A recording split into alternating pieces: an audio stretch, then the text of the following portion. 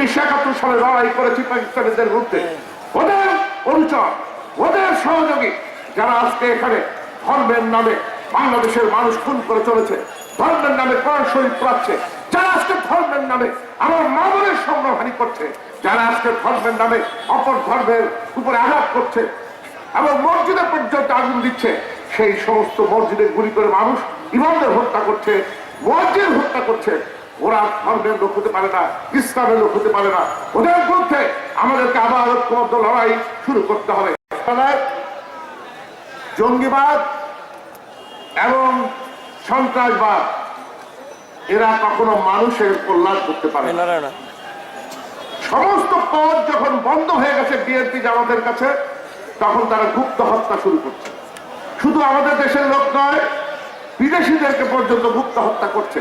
সুতরাং গুপ্ত হত্যার বিরুদ্ধে, জঙ্গিবাদের বিরুদ্ধে এবং সন্ত্রাসবাদের বিরুদ্ধে ঐক্যবদ্ধ লড়াইয়ের আহ্বান জানিয়ে আমার